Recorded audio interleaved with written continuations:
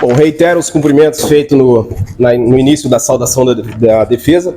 E como o Ministério Público decidiu vir à réplica, a defesa tem a obrigação moral, a obrigação de enfrentar os argumentos trazidos pelo promotor, que nada são do que frases pensadas do discurso da defesa para tentar, com uma outra frase, causar algum impacto. Porque não houve aqui um revolvimento de provas, não houve, novamente, uma análise do conjunto probatório que se mostrasse necessária uma réplica. Foi apenas pelo desafio de vir aqui e tentar redarguir frase por frase. Porque quando diz que vai rebater uma a uma as afirmações da defesa, nada faz do que pensar frases isoladas para tentar causar algum impacto perante o Conselho de Sentença. Eu chamo a atenção de Vossas Excelências para alguns pontos bem específicos, antes de passar a palavra novamente para o Dr. Paulo. Eu vou ser rápido, igual coice de porco. São poucos as minhas anotações para tratar com Vossas Excelências nesse momento inicial de tréplica. Primeiro, eu quero que reparem que a defesa não tenta isentar Adriano de responsabilidade, como fez parecer a acusação. Não é isso. Em todo momento dissemos que ele precisa ser responsabilizado. Sim, mas na medida justa, da maneira proposta pelo Dr. Paulo, quando expôs a Vossas Excelências as teses da defesa, o que nós compreendemos de mais adequado nesse julgamento. E o promotor, com a habilidade que lhe é inerente, faz a companheira do Adriano, aquela que era à época sua companheira, desaparecer. Faz colocar em dúvida se ela existiu ou não, se Adriano estava com ela ou não estava. Reparem primeiro que os policiais, quando foram ouvidos, eles dizem sobre essa mulher. Isso não é a invenção da defesa ou do próprio Adriano. E o promotor ainda pergunta, que amada é essa? Essa amada de Adriano é aquela que não merecia o amor dele, porque depois realmente o abandonou. Foi mais uma pessoa que abandonou Adriano, assim como o Estado o abandonou durante a vida inteira e nada fez por ele. Ainda quer fazer pouco caso da ajuda que o Dr. Paulo falou que prestaria a Adriano caso ele fosse colocado em liberdade. Isso é nobre, se faz presente na vida de uma pessoa, assim como os demais não se fizeram, aquelas pessoas que realmente deveriam se fazer presentes. E Adriano, se ela lhe abandonou, meu amigo, isso não é problema seu. Não se arrependa do bem que você fez. Não se arrependa de tê-la amado, por mais que ela não merecesse. Porém, merecia, assim como qualquer mulher, a proteção do homem contra um agressor. Alguém tem dúvida do que Ademir foi lá fazer? Ele foi recitar poesia para ela, foi bater um papo sobre Shakespeare e o amor para o relacionamento de Adriano ficar melhor. Foi nada. Foi tentar tomar a mulher dele, foi mexer com mulher casada. Isso que ele foi fazer. Então, se ela lhe abandonou, não se arrependa da atitude nobre que o senhor teve. E vejam, excelência, no início, o promotor diz, mostrando para Vossas Excelências, como a função de jurado é nobre, e disso a gente não duvida.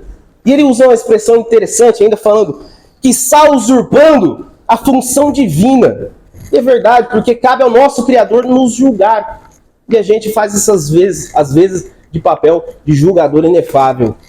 Se vão fazer às vezes de um Deus, façam da maneira correta. Não ouçam o diabo. Ouçam aquele que senta à direita, mas não é a direita do juiz, é a direita do Pai. Se na vida de Vossas Excelências encontrarem alguém que não foi piedoso, lhe ofereçam piedade sim. Se encontrarem alguém que não foi misericordioso, ofereçam misericórdia a essa pessoa. O Pai Celestial ficará grato por isso. Não ajam da maneira proposta pelo Ministério Público, pagando mal com o mal, se o encontrarem em algum momento. Ora, querem acreditar nessa balela de que Adriano, não era piedoso? Ofereçam-lhe piedade sim. E façam isso como um exercício de vida. Não deixe se contaminar por essa lição ruim que o promotor traz para Vossas Excelências. Lembrem-se disso. Se a vida lhes proporcionar um momento de oferecer piedade para quem não foi piedoso, façam dessa maneira. Ofereçam misericórdia para alguém que não teve misericórdia de outra pessoa, se for necessário. E eu não vou comemorar nada quando esse júri acabar. Eu com certeza vou sentar com meu amigo Paulo, com meu amigo Emídio, com outros amigos, vamos conversar até de noite. Mas comemorar nada. Não há nada para se comemorar hoje, independentemente do resultado. Vão Vamos supor que Adriano sai daqui absolvido. Eu vou comemorar o quê? A desgraça da vida desse homem? A falência do Estado na sua vida? Dele ter, durante a vida inteira, os seus direitos mais fundamentais do artigo 6º da Constituição negados? É isso que eu vou comemorar? De maneira nenhuma. Pode não parecer, mas debaixo dessas vestes talares também tem um coração humano que se compadece das dores do seu semelhante. Não há nada para comemorar. Nada, independentemente do resultado. Isso aqui não é um campeonato de futebol, onde um ganha e comemora e o outro perde e vai chorar. Ninguém vai sair melhor daqui hoje. Ninguém, independentemente do resultado. E vejam, o promotor Edson é muito habilidoso em falar sobre a defesa da vida, que a ambulância tem preferência, usa o exemplo da pandemia. É verdade. Mas defesa da vida, excelência, o promotor de justiça? Que defesa é essa que acontece só depois do fato? Alguém já viu o promotor de justiça, numa briga de trânsito, se meter no meio da briga para salvar a vida de uma pessoa? Não protege a vida nada. Age depois do fato. Quem age depois do fato é vingador, não é protetor. Se tivesse realmente a preocupação, agiria antes do fato acontecer e não depois dele. O que faz o promotor antes do uso da saúde? Porque a gente gosta de explicar se O senhor é um deles? A promotora da saúde, o que ela faz? Eu sei o que faz, eu sei o que o do júri não faz. Isso eu sei, nós estamos vendo o que faz. Isso eu estou vendo o que um promotor de júri faz. Não é defender a vida. Nenhum deles. Faz é agir após o fato. Fala que vai promover justiça. Já viu um delegado, um promotor ir até uma delegacia de madrugada, verificar um flagrante para saber se ele é justo ou não? Justiça é aqui. É dentro do gabinete com ar-condicionado. Então isso não se deixem contaminar por essa historinha. E para finalizar, eu gosto de contar algumas histórias. Lembrei essa questão do fogo, do andarilho. Cara, eu tenho um primo que é andarilho. A gente nunca sabe onde é que ele tá, aparece de vez em quando na cidade, desaparece. E numa oportunidade, quando ele estava na minha cidade, no interior de São Paulo, ele teve um acidente com fogo também. E eu fui visitá-lo no hospital e falei, cara, o que aconteceu, bicho? Ele olhou para mim, rapaz, coloquei fogo em mim mesmo. Coloquei fogo em mim mesmo. Essa é a pobreza da expressão que ele conseguiu utilizar, assim como Adriano, nesse julgamento. E o que aconteceu com esse meu primo? Só para a gente entender o contexto de como a pessoa se expressa a partir da cultura que tem. Não lê os mesmos livros que o promotor de justiça, que o advogado, se expressa da maneira que pode. Esse meu primo é marceneiro de profissão, um dia encheu a cara, foi entrar na marcenaria à noite, tudo muito escuro, bateu no galãozinho de gasolina, que é utilizado para limpar algumas coisas da marcenaria. Esse galão caiu sobre si. Muito bêbado, não lembrava, foi acender o isqueiro, na hora que acendeu, colocou fogo em si mesmo. Mas ele tinha a intenção de colocar fogo no próprio corpo? Não! Mas é a maneira como ele consegue se expressar. Foi um acidente, ele não quis aquilo. Assim como Adriano também não quis que Ademir fosse morto dessa maneira. Infelizmente aconteceu. E a gente está aqui não para tratar isso da maneira mais simples, mas para analisar com profundidade e dar a resposta mais justa e adequada a Adriano, que é quem hoje está sob julgamento. É bem verdade que a gente não pode fazer nada por Ademir, que já morreu. Se pudéssemos, eu seria o primeiro a fazer algo. Mas não dá. Infelizmente, não dá. E o processo penal não é uma busca de vingança para a vítima. O promotor ainda falou que ela espera que façam justiça. Pera aí, processo penal é para julgar o réu. Não é para oferecer um momento de vingança para ninguém, não. Isso não é com a gente. É lá em cima, se for necessário ainda. Então deixe essas más lições de lado e pensemos novamente na exposição, principalmente do fato e das dinâmicas do fato que o Dr. Paulo apresentou e novamente conversará com vocês. Dr. Paulo, o senhor tem a palavra.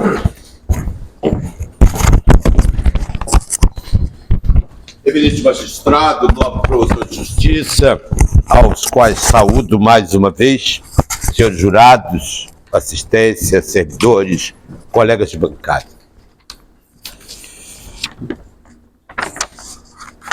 Eu dizia, sou professor da Escola da Magistratura do Rio de Janeiro e fui professor da Escola do Ministério Público do Rio de Janeiro.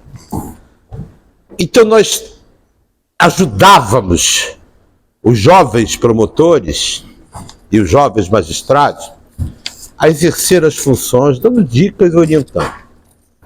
E uma coisa que eu dizia para os promotores que mostravam intenção de atuar no júri era o seguinte: evite a réplica.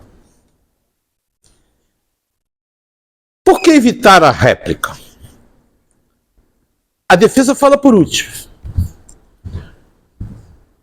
A acusação fala 1h30, a defesa fala 1h30. Depois é facultado ao Ministério Público falar mais 1 hora em réplica.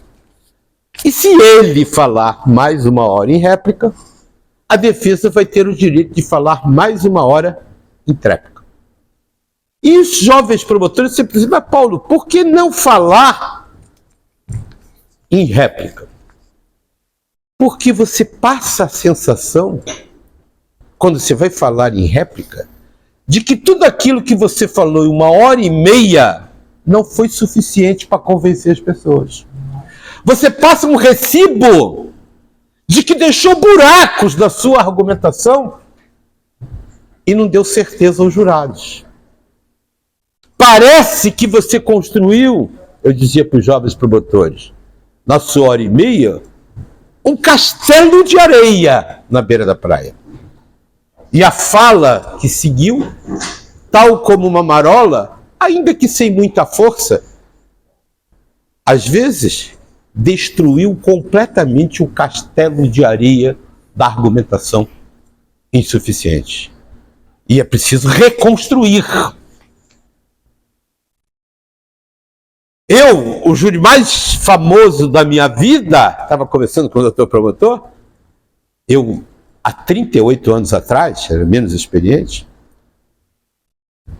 o promotor não foi à réplica. Sim, olha só, a convicção de um erro não o torna um acerto.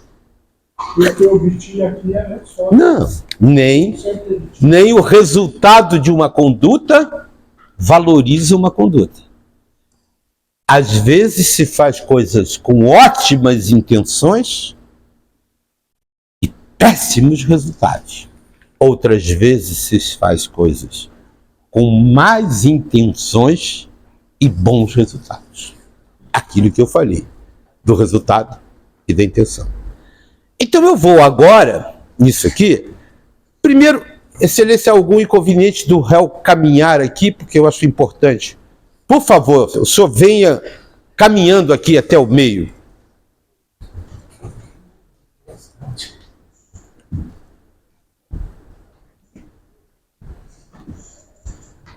Levante a sua camisa, só a camisa.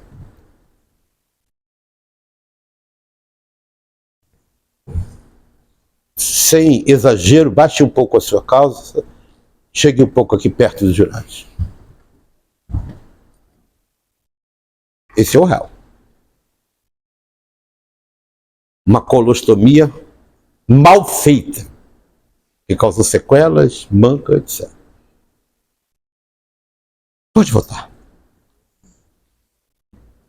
A vítima, está aqui o laudo, se tiver dúvida a gente pode mostrar, tinha 1,85 m. Está registrado. Os senhores viram que ele esteve do meu lado. Ele é ou da minha altura ou um pouquinho mais alto. Eu tenho 1,74 m. Tinha 1,77 m, mas foi ficando velho e a gente vai diminuindo, né? É um efeito disso. Mas eu anotei também os pontos. E aí vamos refletir sobre esses pontos. Eu mostrei... Ali, ó. Não posso pedir para ele tirar as calças. Está aqui a fotografia. Opa! Por isso que eu joguei um mal. Ele é todo sequelado. É um infeliz social e um infeliz físico. Vira de caminhada. Mas eu vou anotar. O doutor pegou essa garrafa aqui, jogou água ali, ainda bem, acho que não tinha ninguém sentado ali na hora, né? E disse: jogo com a mão e acendo com a outra. Um sujeito, segundo as palavras dele, totalmente bêbado,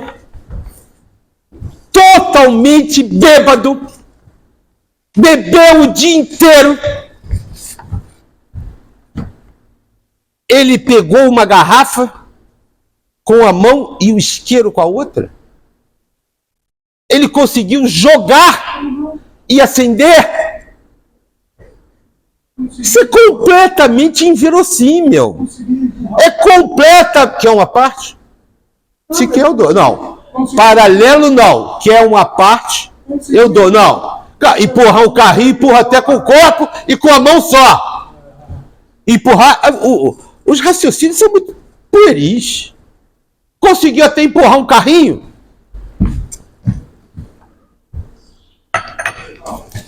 Isso é um carrinho. Eu empurro o carrinho até com o corpo sem braço. O argumento de que ele conseguiu empurrar o carrinho é pueril. Ainda mais um carrinho de supermercado. Que é? Hã? Que é? Não entendi. A parte da perna dele aqui, essa parte da carne da perna, carne, não tem. Ah, não tem? Dá para mostrar, não? Ali, dá para mostrar a imagem? Ele está dizendo que ele não tem um pedaço. Tem a foto, não? Tá. Então, vejam só. Eu fiz uma longa exposição sobre probabilidade, possibilidade e impossibilidade. Não vi. Ele usa ao mesmo tempo o argumento que ele está totalmente bêbado. E depois diz, não, ele conseguiu ter precisão de usar ou a mão e acender o isqueiro com outra. Esses argumentos não se coadunam. Principalmente o sujeito que tem deficiência física na perna. Eles não são compatíveis. Ele diz que ele estava totalmente bêbado. Vamos admitir, quem está totalmente bêbado representa antes que quer matar uma pessoa? Ele disse a acusação. Ele não negou o crime, frase dele. Porque ele não sabia o que aconteceu com a vítima. Ele não sabia da gravidade da vítima. Então ele não queria o que aconteceu com a vítima. Porque se ele quisesse o que aconteceu com a vítima, ele ainda tinha álcool e isqueiro. Voltava lá e botava mais álcool e mais isqueiro. A frase dele. Ele confessou porque não sabia o que aconteceu com a vítima.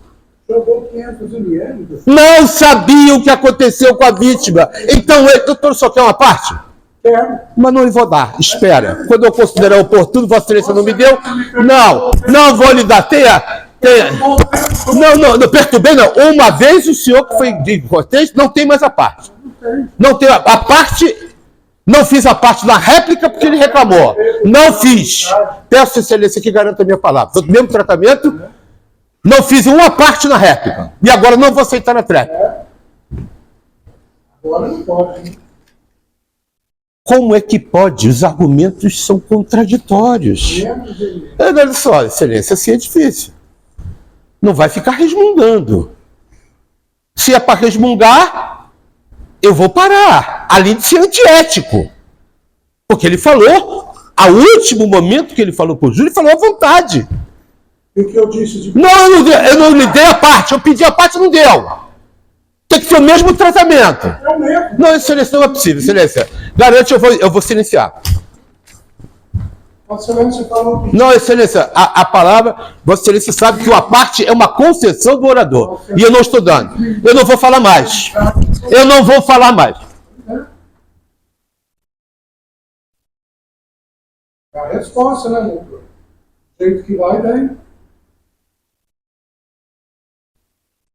500 O senhor quer uma preso? Eu lhe dou mais, se o juiz concordar.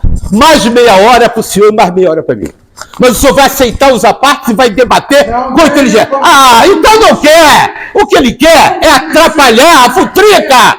Respeita, doutor. Excelência, respeita a minha palavra. Advirta o promotor que está passando dos limites. É mais 30. Excelência, está passando dos limites. Excelência, por favor. Assim está difícil. Assim está difícil. Disse aqui. É um absurdo se quisitar semi-imputabilidade sem um laudo. Frase dele. Na primeira fala, ele disse: o júri é soberano e pode tudo. Lembram? O júri pode até absolver por clemência. O réu diz: eu matei, eu queria matar, mas o júri tem o poder de absolver por clemência. Pode tudo. Se pode o mais, pode o menos. São argumentos equivocados, falaciosos. Ele diz: o réu alega que tem limitada capacidade de compreensão ou de determinação para matar, mas não tem reduzida capacidade para se sentir ofendido pelo assédio à mulher. Vejam que loucura. A semi-imputabilidade retira do sujeito a plena capacidade ou de se determinar ou de compreender. E os animais que não têm razão defendem as suas crias e os seus parceiros, porque a defesa é um instinto. A defesa é um instinto. Aquele cão mais manso que a gente tem em casa, dócil, carinhoso, se começar a apanhar, alguém bater nele, sério, ele vai virar um cão agressivo. Porque a defesa é um instinto. A mulher não existe. Tenho dúvidas se a mulher existe.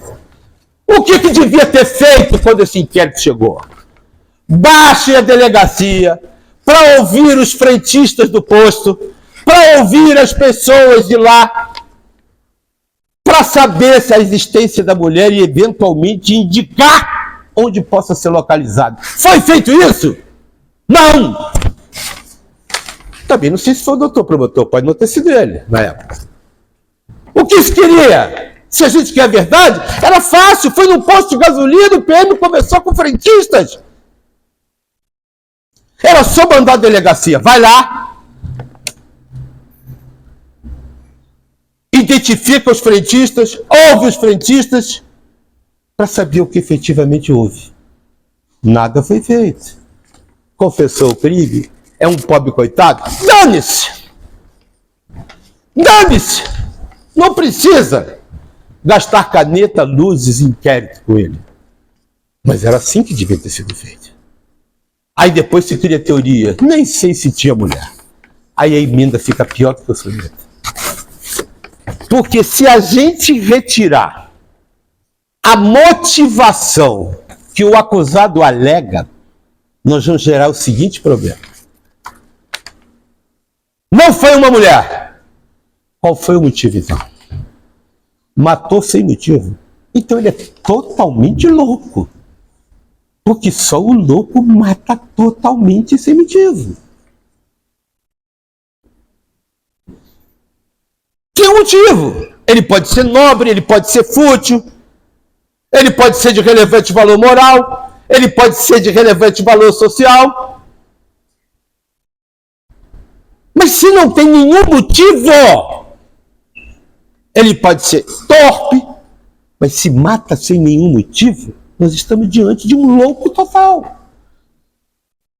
Então não há como não acreditar na versão dele.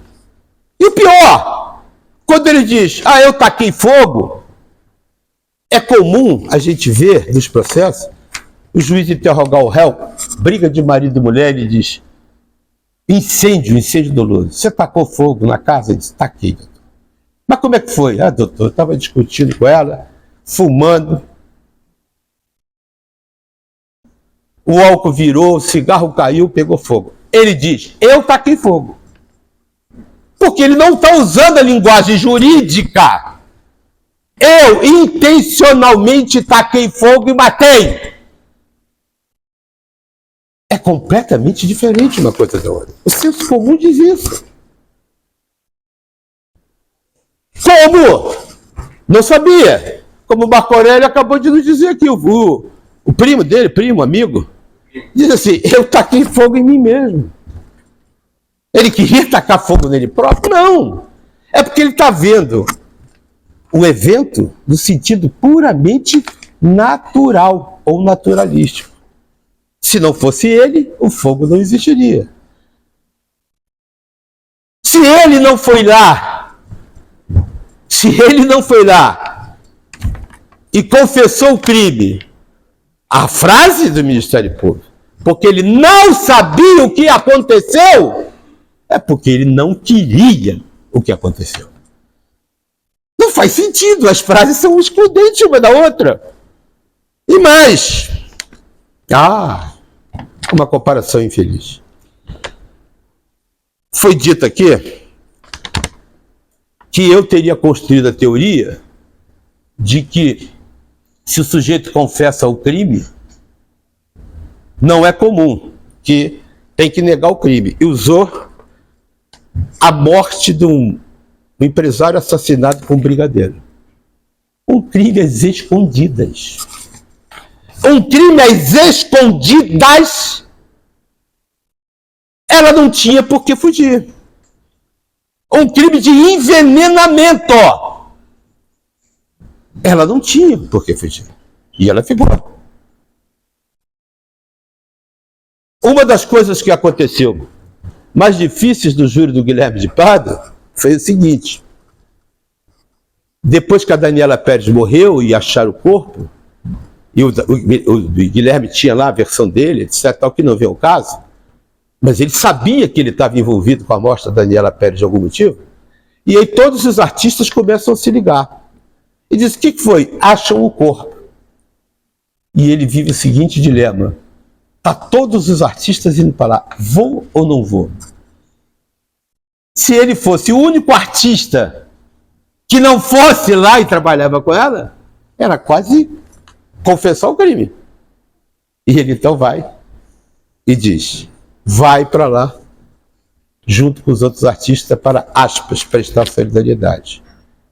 Aí a acusação dizia: é um cínico, mata a mulher e depois ainda vai lá. Não. Não foi o cinismo que o moveu. Foi o instinto de defesa. Porque se ele não fosse, era praticamente uma confissão. Que não tem nada a ver com esse caso. Esse caso, ele diz, eu repito, ele confessou porque ele não sabia da gravidade. Se ele não sabia da gravidade, ele não queria essa gravidade. Porque ele podia, ainda tinha álcool, tinha isqueiro, voltar lá, botar mais álcool e acender de novo o isqueiro. Foi dito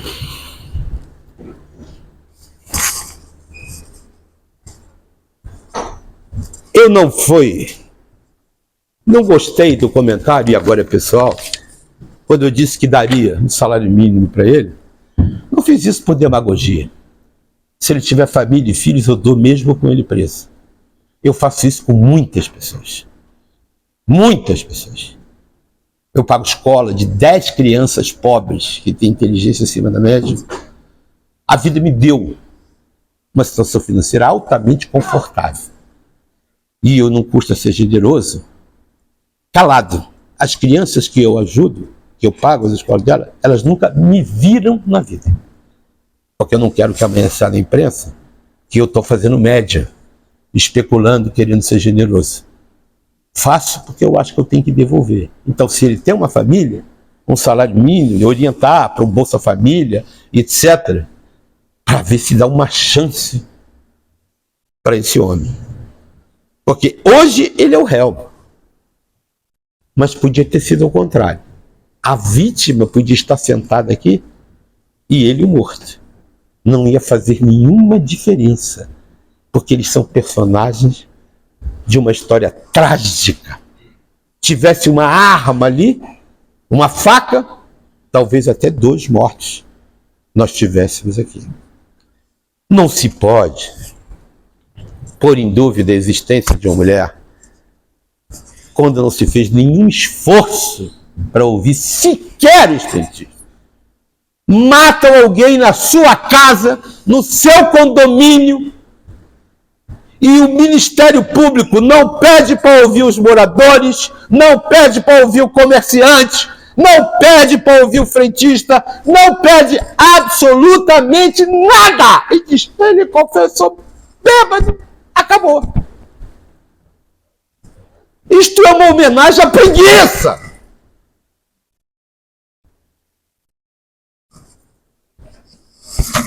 Isto é uma homenagem à preguiça. E agora vai o júri. Quem vai levar para a consciência são vossas excelências. A vaidade não me move.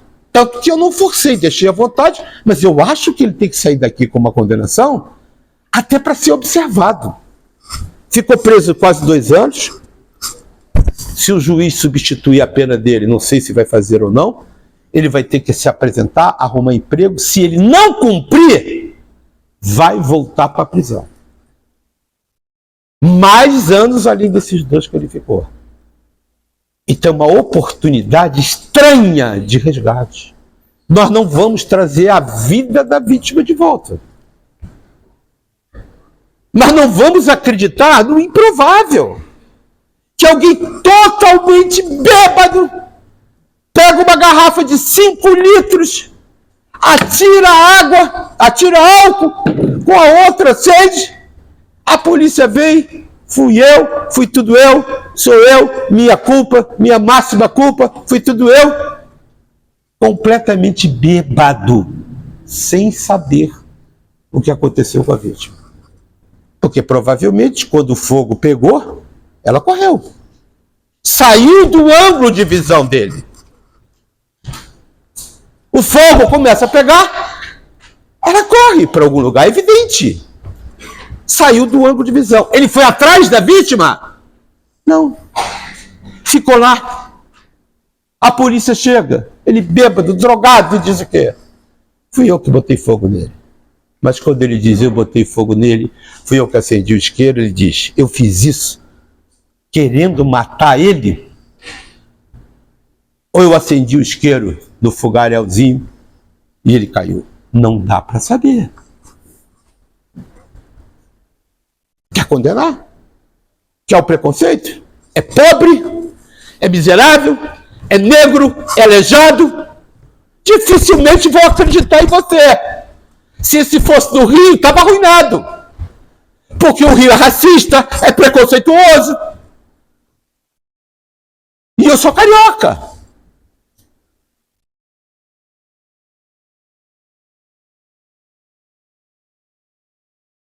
No Rio, o perfil dele é marginal, miliciano, favelado, preto, negro.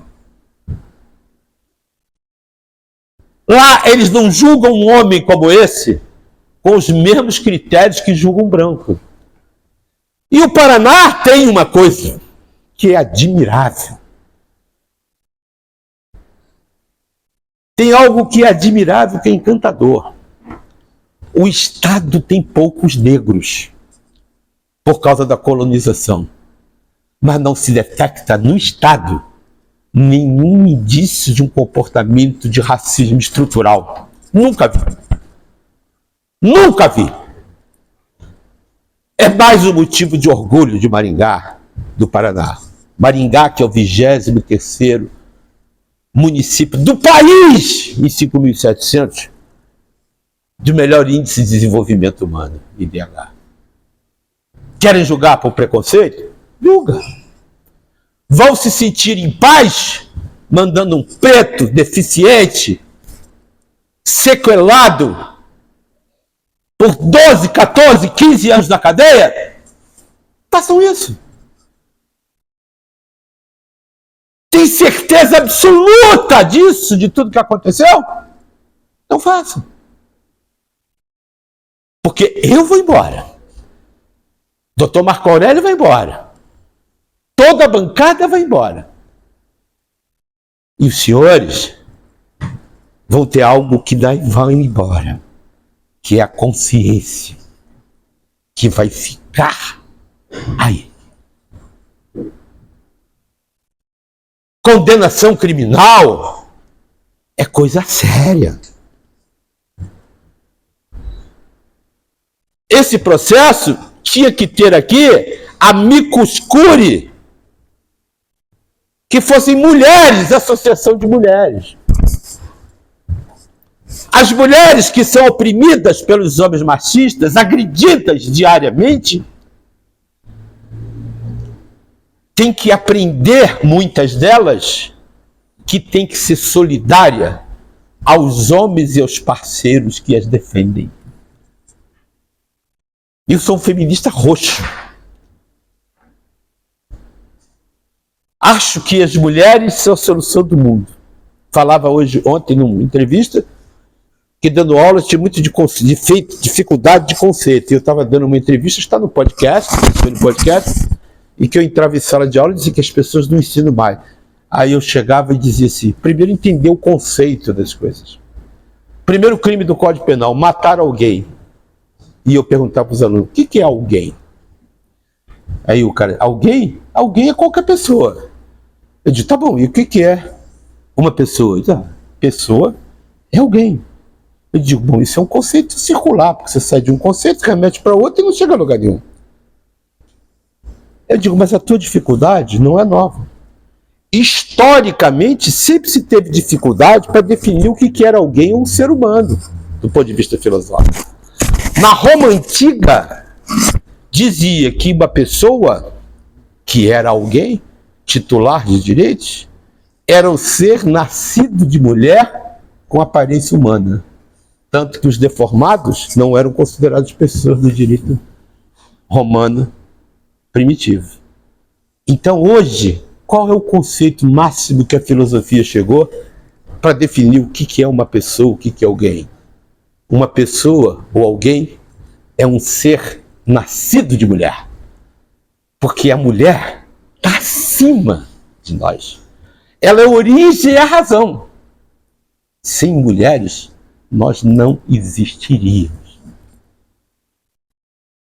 Aí se diz, eu disse aqui e repito, a defesa do marido, da mulher, do companheiro, do irmão, do filho, não é um exercício de inteligência, é um exercício de instinto. Os animais, a maioria dos animais, defendem sua cria, a sua prole, e eles são incapazes de pensar, porque não têm inteligência. Salvo as dúvidas que tem sobre o macaco, porque há estudos que dizem que o macaco tem uma capacidade absolutamente incomum, que talvez tivesse algum nível de inteligência. Há uma história de uma pesquisadora espanhola que fez uma pesquisa, eu participei disso, por acaso conheço até a pesquisadora, que é muito interessante. Ela põe 4 macacos numa jaula, em cima da jaula tem um alçapão e lá em cima tem banana. Então o macaco vai, ele sobe lá para cima, quando ele entra no alçapão e bota a mão na banana, tem um soquete mecânico que dá uma cacetada na cabeça dele. Pá! E ele não pega a banana e volta. Vai o segundo macaco, pá! O macaco, por instinto, sabe que ali tem um perigo. E não vai. Aí a pesquisadora, depois que ela pegou os 4 macacos, e nenhum deles mais queria subir, ela tira um macaco que apanhou e bota um macaco que não apanhou. Aí o macaco que ainda não apanhou, quando ele vê a banana lá no alçapão, ele corre para ir para lá, os outros macacos seguram ele e não deixam ele ir. Olha que coisa espetacular. Não satisfeita, a pesquisadora vai, tira o segundo macaco. Ele também tenta ir, os outros macacos, inclusive aquele outro que ainda não tinha apanhado, seguram ele. E ela vai, troca, deixa 4 macacos na jaula e nenhum deles apanhou. E solta um 5º macaco, que vai lá para subir na jaula para pegar a banana, e aqueles 4 macacos seguram ele e não deixam ele ir para proteger. Vejam, então dizia que estava bêbado. Mulher de bêbado também tem dono. Companheiro, dono no sentido de proprietário, não no sentido de posse, mas de companheiro. Ficar bêbado, usar droga para essa gente é o lazer que eles gestam. Querem, mas eu vi ao longo da vida promotores que colecionavam condenações de eu já condenei tantos 1000 anos de prisão, tantos não sei quantos, tantos não sei que lá. E eu não acho isso adequado. Ninguém, quem tem prazer em mandar uma pessoa para a cadeia, não pode ser normal. A gente tem que mandar algumas pessoas para a cadeia para defesa da sociedade. Mas achar que tem prazer com isso é uma normalidade. Ninguém pode ter prazer fazendo mal. Se eu fosse jurado, quando condenasse alguém, e eu já exerci tudo na vida, nunca fui jurado e não quis ser juiz, porque não sou preparado. Sou um homem cheio de... Eu inventei a frase, sou um homem cheio de preconceitos politicamente corretos, se é possível isso. Na briga de um rico com um pobre, eu parto do pressuposto que o pobre tem razão. Na briga de um negro com um branco, eu parto do pressuposto de que o negro tem razão. Na briga de uma mulher com um homem, eu parto do pressuposto que a mulher tem razão. Então a outra parte vai ter que me convencer, porque eu estou sempre do lado do mais fraco. E por isso eu escolhi ser defensor público há 40 anos. Enquanto o Estado tem tudo, tivesse uma defensoria pública eficiente e volumosa, o defensor ia lá para o posto procurar os frentistas. Mas ele não tem estrutura para isso. Ele não tem nem estrutura para estar aqui atuando no tribunal do júri e na defesa dos réus que não podem pagar advogado. Precisa de ajuda dos advogados. Então, esse é mais um caso. Aquisitação, peço agora a aquisitação, que vai ser submetida, e eu vou ser bem prático. Eu tenho quantos minutos, hein? 16 minutos. Tá, 15, vou colocar 15. A votação, a aquisitação está reproduzida ali. O primeiro quesito, que se a gente chama de materialidade, vai ser o seguinte. No dia 3 de novembro de 2022, desde a data que ele está preso, então ele está preso novembro de 23, fez 1 ano, dezembro, janeiro, fevereiro, março, abril, maio, junho e julho. 1 ano e 8 meses. Oh, perdão. Obrigado. Não, mas é que eu quero mostrar para eles aqui, eu agradeço. Aí ele vai acompanhando. Porque estou prestigiando aqui a trabalho. Olha só. No dia 3 de novembro de 2022, por volta das 17h30, próximo ao pote do posto Matsuda, na rodoviária PR-317, número 2185, cidade industrial nessa comarca de Maringá, a vítima, Ademir Lopes dos Santos, foi atingida por um recipiente de álcool e foi ateado fogo em seu corpo, tendo sofrido os ferimentos descritos no laudo de exame de necrópsia do movimento 63.2 do SAUT? Sim, é o que a gente pede, está lá assinalado. Decidido esse quesito, será submetido um segundo quesito para a votação de Vossas Excelências, que é o seguinte: Esses ferimentos referidos no quesito anterior deram causa à morte da vítima de Ademir? Sim, também ninguém tem dúvida. Virá agora. O acusado Adriano de Araújo foi o autor do fato descrito no quesito 1 acima? Foi. Ninguém tem dúvida que foi o comportamento dele, seria delírio dizer o contrário. Então a gente também pede sim. Aí depois vem o quesito. Aqui é que começa o julgamento dele mesmo. O júri é soberano, pode negar tudo, negar até lá em cima, mas seria maluquice, né? Seria... Aqui é que começa o julgamento. Esse é o quesito, o primeiro quesito, derradeiro, que diz: o acusado Adriano, somente por culpa, deu causa ao resultado da morte da vítima Ademir, ou seja, involuntariamente causou este resultado, em virtude da imprudência com que agiu, consistente em jogar álcool na vítima ao lado de um fogareiro, onde acabou se queimando ao ter contato com o fogo. Esse quesito, na verdade, está perguntando de uma outra maneira, que a lei não permite que seja feito assim. Ele está dizendo o seguinte: o Ademir queria matar a vítima? Ah, meu Deus do céu, eu sou um desastre. Esse quesito, na verdade, está perguntando assim: o Ademir queria matar a vítima? Mas o quesito não pode ser feito assim. Tem técnicas de elaboração de quesito. E por isso ele foi redigido assim. Entendeu? Se ele não queria matar a vítima, e ele deu causa à morte da vítima, ele deu culposamente. Se os senhores responderem sim aqui, como a gente pede, acabou o julgamento. Acabou o julgamento para vossas excelências. O juiz vai declarar prejudicado todos os demais quesitos e ele vai julgar a causa. Ele, sozinho.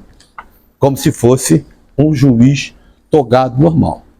E lá ele vai aplicar a pena que ele achar que é adequada, estabelecer regras e condições. Então nós pedimos sim a esse quesito, acabou o julgamento. Isto não vai dar absolvição, não vai dar impunidade, não é motivo de comemoração. Eu nunca comemoro nada. Eu não estou em busca de troféus. Até porque não preciso deles. Quando acabou o júri do Guilherme de Pádua, eu ganhei uma frase, está na internet, em que a Folha de São Paulo fazia um concurso anual que eles selecionavam a melhor frase do ano. E depois daquela confusão toda, que todos têm idade, talvez um ou outro não tenha, mas todos, quase todos acompanham, e o repórter perguntou assim para mim: doutor Paulo Ramalho, agora o senhor apanhou muito, o senhor virou um homem famoso, admirado, respeitado, o júri acabou, o que o senhor pretende da sua vida? E eu digo: eu pretendo me recolher ao aconchego do meu anonimato. Então hoje, eu quero ser cada vez mais anônimo. Viajo muito pouco. Por isso ele não acreditou que eu vinha fazer a conferência. Não quero ir aos lugares, evito, só vou quando tem algo que me sensibiliza, que me traz nobreza. Aqui ele falou, é uma comissão de jovens advogados, que gosta e te admira. E ainda tem mais um problema, tem um réu de alta vulnerável que vai ser julgado pelo júri. Eu queria que o senhor ajudasse na defesa. Me sensibilizou, eu vi. Ainda disse para ele, não tem problema, eu pago minhas despesas. Ele falou, não, a ordem consegue pagar pelo menos a sua passagem aérea. E a ordem, aqui agradeço, não sei se tem algum representante aqui da ordem, pagou a minha passagem aérea do Rio de Janeiro, para cá. Então, nós não vamos comemorar nada. Nós fizemos o nosso trabalho. E digo mais, qualquer que seja o resultado aqui desse júri, dificilmente o tribunal vai mudar, porque é um caso emblemático. Se houver recurso, dificilmente vai mudar. E mais, Ainda que eu possa eventualmente anular o julgamento, porque foi com base no sede policial, até conseguir anular esse julgamento, em Brasília, esse réu já terá cumprido quase que a pena inteira, porque é lento os julgamentos em Brasília. Então, senhores jurados, pensem no que eu falei. Eu não estou aqui, não sou dono da verdade, não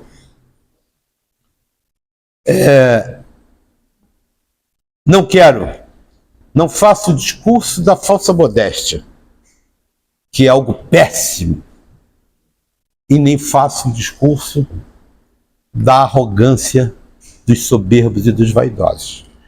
Para mim, isso é um episódio na minha vida que me justifica como ser humano. Trabalhei por um miserável, negro, pobre, que mal anda, que mal comeu a vida inteira, que defendeu a sua mulher, que fugiu, e aqui eu vou discordar do meu amigo Marco Aurélio, porque eu sou mais velho, posso fazer isso. Ele disse que essa mulher não merecia o amor dele porque foi embora. Não sei. O instinto de defesa, eu disse ainda há pouco e repito, existe até nos animais. Se ela ficasse pobre, infeliz, moradora de rua, talvez hoje estivesse sentada ali como coautora do crime. Às vezes, o desespero e a necessidade suplantam até o afeto. Então, eu não sei se esta mulher não merecia o réu. Talvez ela merecesse, e talvez mereça mais ainda, porque onde tiver, talvez mereça compaixão por ter perdido um companheiro, ter fugido da polícia. Veja a ironia. Ela, que nada fez, com medo, foge da polícia. E ele fica, nada diz e diz, eu taquei fogo nele. Meu Deus! Claro que ele não quis matar. Imagina se ele dissesse que quem tacou fogo na vítima foi a mulher. E ele dissesse para os policiais, não, eu briguei com o cara igual que ela pegou e jogou o isqueiro. Como é que a gente ia provar que isso não é verdade? Tinha como? Não. Mas mesmo pobre, deficiente, miserável, teve honradez suficiente para dizer, fui eu que botei fogo nele. Na defesa de uma mulher de rua, pobre como ele. Querem mandar 12, 14, 15, 20 anos cadeia para esse homem? Façam isso. E eu não estou pedindo absolvição. Não estou pedindo aplauso para nós, nem para o réu, nem para o que aconteceu.